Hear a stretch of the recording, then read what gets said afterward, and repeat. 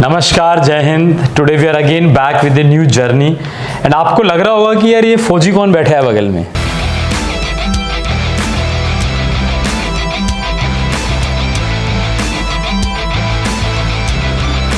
ठीक है, because if you look at hair cut और समथिंग, एनसीसी का है, सैनिक स्कूल का है, नेगेटिव। फौजी ही था कुछ दिन पहले तक।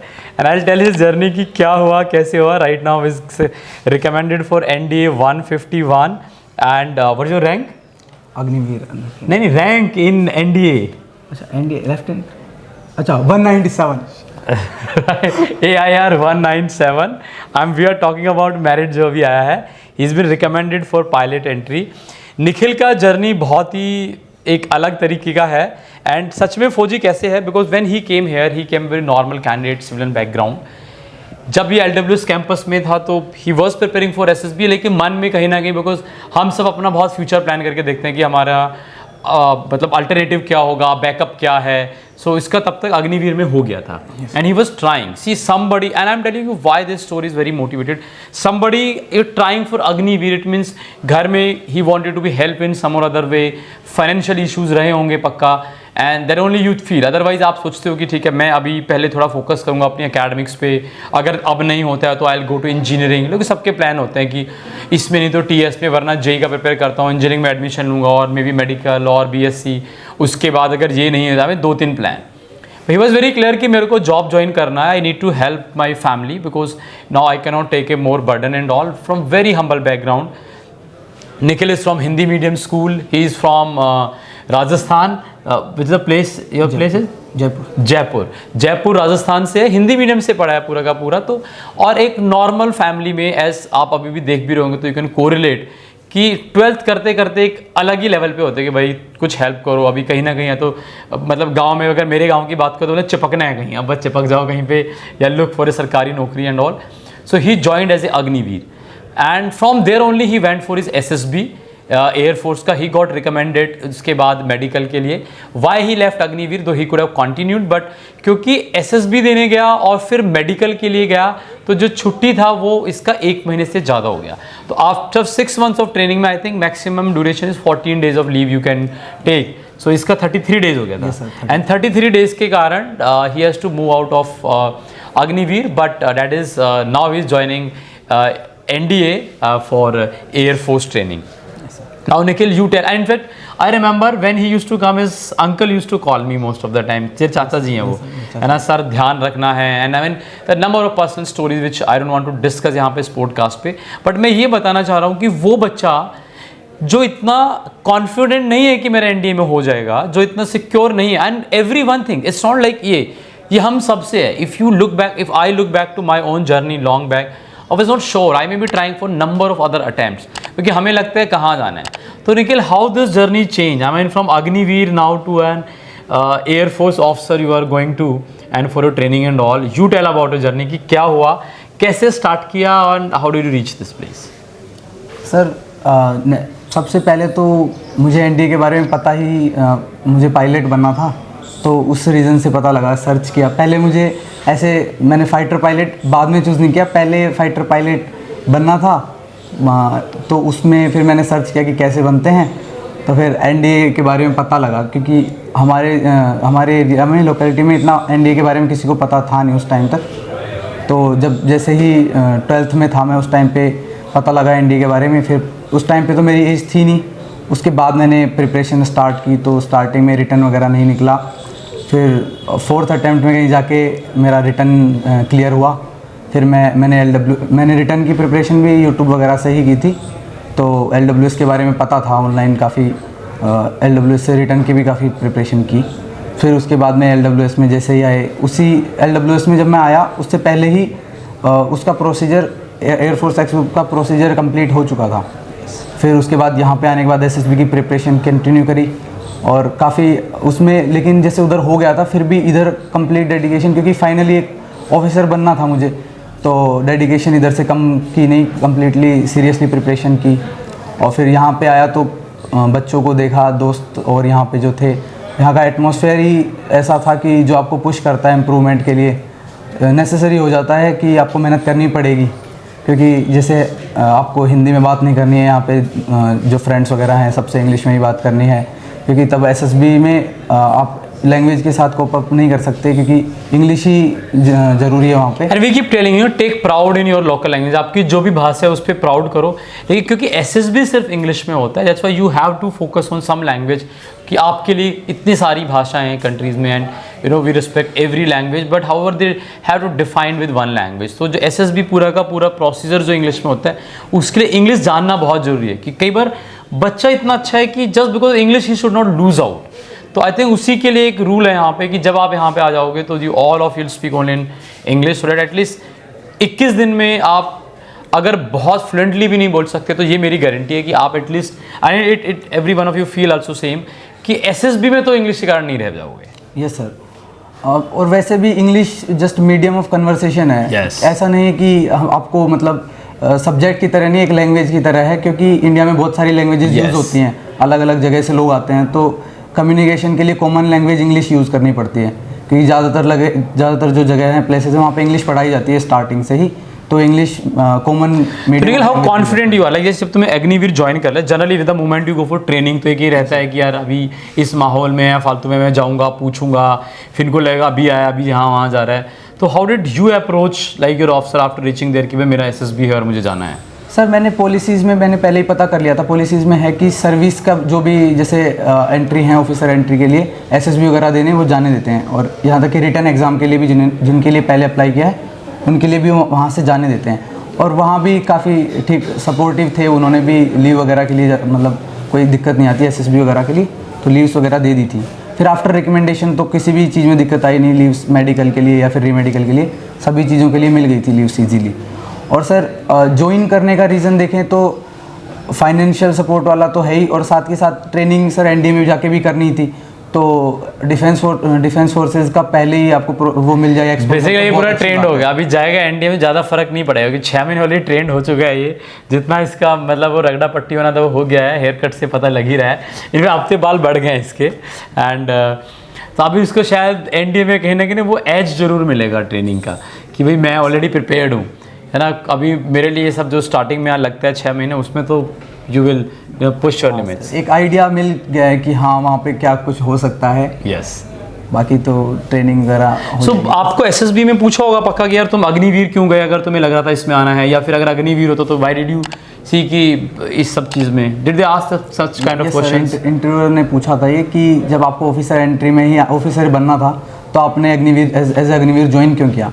तो सर उन्हें भी मैंने यही बताया कि फाइनेंशियल सपोर्ट करना था फैमिली को, और दूसरी चीज़ आफ्टर ऑल एयरफोर्स में ही जा रहा हूँ तो काफ़ी एक्सपोजर मिल गया है जैसे, और एक्सपोजर मिल जाएगा। ट्रेनिंग भी जैसे एनडीए में भी करनी है तो वहाँ पे मुझे ज़्यादा दिक्कत नहीं होगी इतनी, क्योंकि यहाँ पे पहले ही ट्रेनिंग कर चुका हूँ काफ़ी। अच्छा, लेकिन एक बात बता, जब तू वहाँ पे था अकेडमी में, वहाँ तो टाइम नहीं मिलता है, मैंने टॉकिंग अबाउट तेरा ट्रेनिंग चल रहा है एयरफोर्स में, वहाँ वैसे बहुत बिजी रहता होगा, टाइम तो था नहीं, तब तूने एसएसबी का कैसे प्रिपेयर किया? सर एक्चुअली एसएसबी में देखा जाए तो जो इंटरव्यूअर पूछते हैं तो वो ऐसे नहीं कि आपसे कुछ भी पूछ लेंगे, वो हमारे लाइफ से ही पूछते हैं, वो पर्सनल इंटरव्यू। हाँ। तो उन्हें पता है कि मैं वहाँ पे ट्रेनिंग में था कि तो डेफिनेटली दुनिया से इतना ज़्यादा कनेक्टेड तो नहीं हूँ, तो उन्होंने क्वेश्चंस पूछे वहाँ के बारे में, तो आप जहाँ पे हैं प्रेजेंट में वहाँ पे कितना ऑब्जर्व कर रहे हैं, आसपास से सीख रहे हैं। That is general awareness, that is being check.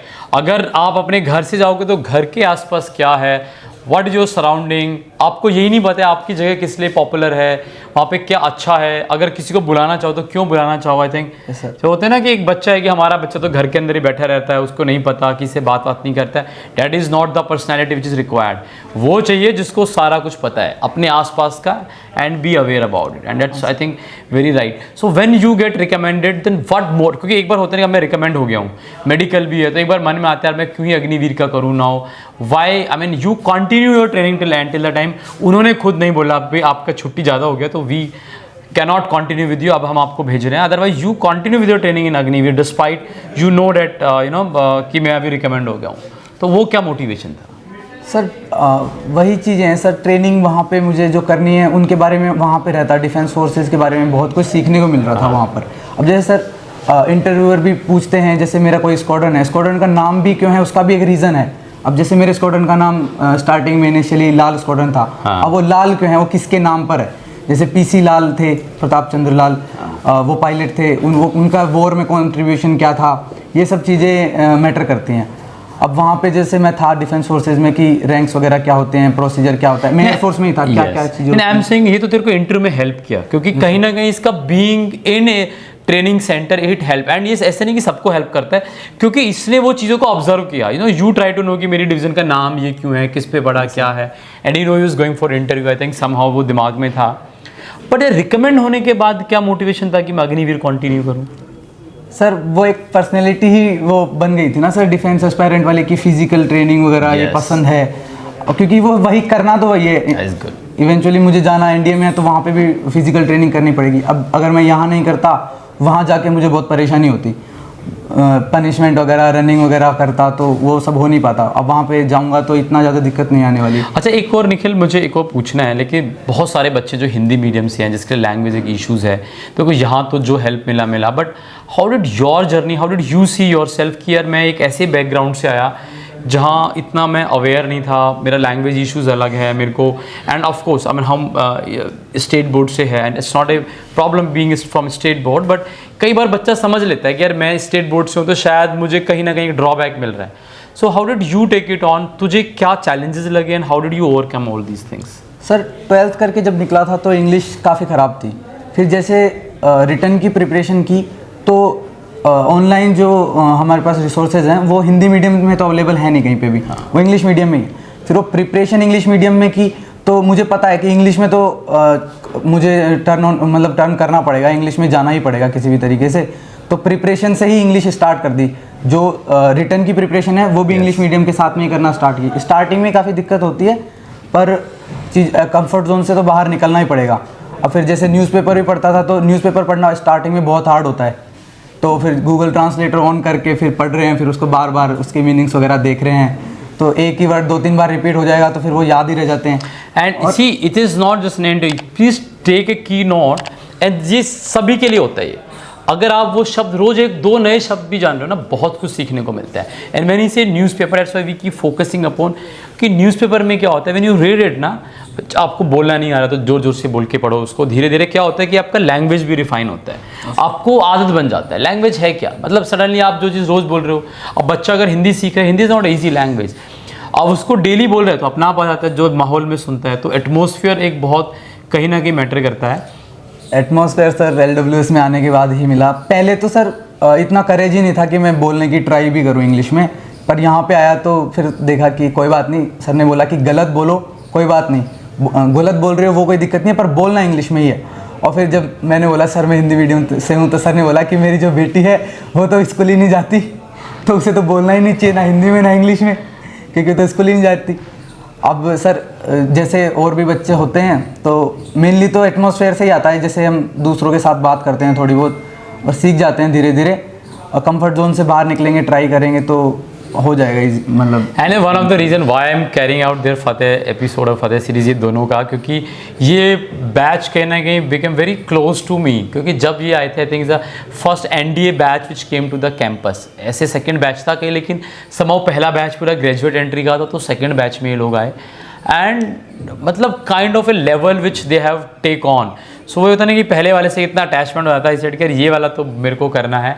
And when you see their success story you get unnecessary so emotional, though we are not at times. And क्योंकि जब आप SSB में हो बच्चों को as a subject, I mean you cater, you know entire thing, but आपको एक emotional से परे होके इमोशन से तब आप वो असेस करते हो। यहाँ पे आप एक अलग एंगल में चले जाते हो, व्हेन यू टीचिंग समवन, एक वो फीलिंग आ जाता है कि यार खुद का मतलब यू सी कि आपका अपना बच्चा अभी क्या कर रहा है, तो वो कहीं ना कहीं वो आता है। तो इसलिए मैं करना भी चाहता था, जैसे देवांश का, निखिल का, आई will go had, and even if this boy क्या नाम है उसका, अपना आसाम वाला जो है शकील, मैं क्या शकील का और निखिल का और इसका मुझे ही करना है। रीज़न भी क्योंकि you see these their journey from so close, क्योंकि SSB में क्या होता था कि आप ना कई बार लगता है कि बच्चे में ये छोटा सा इशू है, काश ये कर पाता, but you don't interact on that manner, आप वो बताते नहीं हो, आप वो बोल नहीं सकते हो।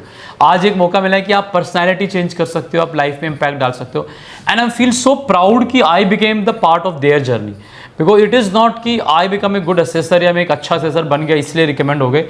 आज की डेट में अगर मेरा छोटा सा भी कॉन्ट्रीब्यूशन रहा होगा इनकी जर्नी में, I feel I mean blessed for the same, क्योंकि एज ए गुड असेसर आप अच्छा असेसर है, अच्छा इंस्ट्रक्टर और टीचर तब बन पाते हो जब ऐसे बच्चे भी आपको मिले। And I think we'll keep coming on with these kind of stories so often. And ये स्टोरी सिर्फ एक कहानी बोलने वाली कहानी नहीं है, ये कहानी वो है जो आपको समझ में आना चाहिए कि आप क्या take away.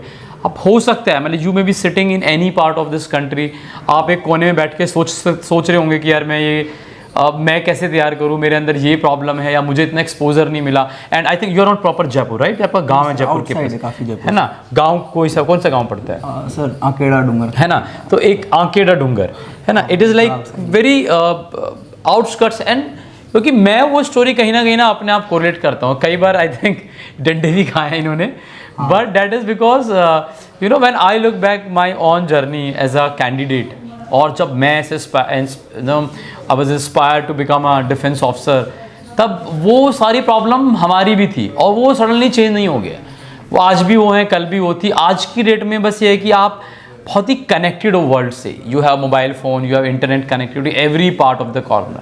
Like when he said he prepare for NDA and it's a normal candidate यार, 4 बार में रिकमेंड, अब 4 बार में रिटर्न क्लियर हुआ, ठीक है, 3 बार वो रिटर्न फेल हुआ, चौथी बार क्योंकि हर गलती से सीख रहे हैं।